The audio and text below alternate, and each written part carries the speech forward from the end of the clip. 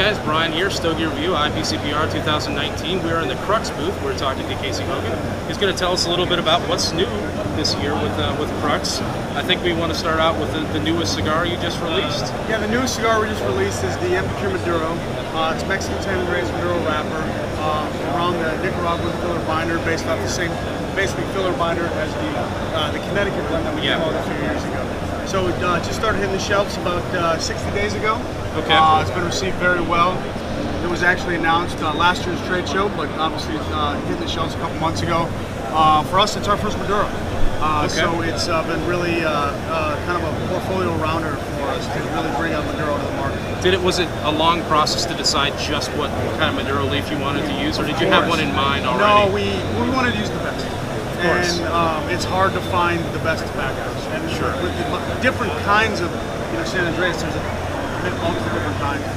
And we were fortunate enough to find the one we wanted. And it's actually our first cigar that we've made at the AJ Fernandez factory. Okay, all right. And how was the experience working with those guys? Oh, they make it seamless. They're so good. I mean, Jeff, my cousin, does all our blending, so we had a blend in mind based off of what we've done there for the filler binder. Knowing the wrapper, we've been able to sample different wrappers, and it took almost 18 months to really lock in the cigar that we wanted to come to market. That was Crux Maduro. And then when we found the wrapper, absolutely fell in love with it. And it's truly, for us, it's a Crux Maduro. It's truly what it is. And it's the Epicure Maduro, based off of our best-selling Connecticut. Yeah. So I can't help but notice that the packaging looks a little different. What happened here? So we decided about a year ago to go through some market testing of our entire brand information. And for us, we've had 5 years in the industry. This is our 6th trade show, and we always were kind of looking at it like, what can we do better? And we want to just sell more cigars, be more recognizable. So we did market testing with our entire portfolio, tobacco, branding, the way we do business, and what we really came to the conclusion is our old branding was very difficult to read. It was always like, cool logo, what's it say? And we wanted to do something more clean and modern, timeless, a little bit sexy, something that can really kind of speak towards forever versus more regional to a really cool logo. So it took us, we hired a new marketing company that went through the entire process with us, and it was about a 10-month process to really get to this point, and we're happy to say it's been received very well. It's clean, it's legible, so it's marketable in any language. And at this point, we're turning that 5-year mark, and expanding our reach because of the success we've had so far allows us to continue to grow. And we wanted to make sure we were able to grow farther, unbeknownst to any restrictions that we had with our current packaging. Yeah. In an email that I saw from you guys not long ago, you said that you had changed the messaging as well.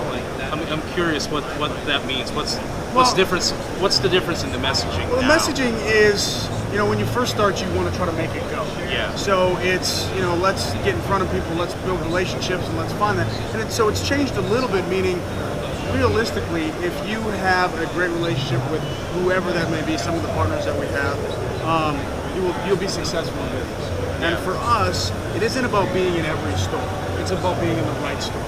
So handling more things more internally, being able to create those moments of time that are unforgettable.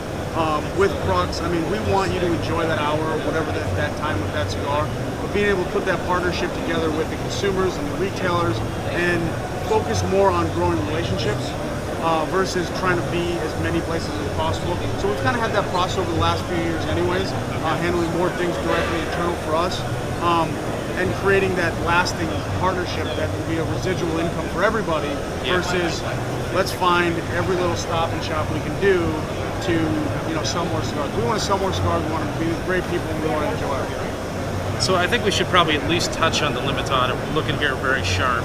What can you tell us about that? Well, the Limitada series is a really cool series. It started years ago with the Limitada PB5. Which is a great smoke. Thank you very much. So we've released that year after year, and we've been able to secure more tobacco because Nestor was fortunate enough, when we started using it, we bought it all in 2013, he was able to grow us more. So it's still a limited release. It's still we're still going to do about 1,000 boxes a year, but now we're up to 5 shapes. Okay. So we're able to release those. throughout the time of the year because it's still a limited release because we can't make a million cigars. Just like we can always buy more Epicure, we can always buy more Epicure Maduros, the components to create that cigar. But this is still limited tobacco because it's that Esteli Shade Engañoso is a limited production that Nestor grows, and thankfully he lets us buy it all. Yeah. And it's been a very successful cigar. So now we have a Corona, a Robusto, box press, a Toro, Robusto Extra, and then the short Salomon. Okay. So all have their own unique names as they were released, but it's a variation of that PB5 blend that's been reblended by Jeff. So which one was the Gunner again? The Gunner's the Corona Gorda. Corona Gorda. All right. That's and then the red great line for size. Toro, the IPCPR, which is now in this series, it's now called The Show. The Show. We had to change it because they were changing. We knew name. they were changing, so we didn't want to just dive in, and so we were forecasted, and now we have Limitada The Show, which I like to think of the video game MLB The Show, which from a kid, you always wanted to go to the show. Yes. So Yep. that's a big deal for us. And then we have the short Salomon, which fits nicely into the series, and then the PB5 we're all starting. Great. Well, thank you for taking a few minutes to talk to us. Of course. Really appreciate we that. appreciate you guys as well.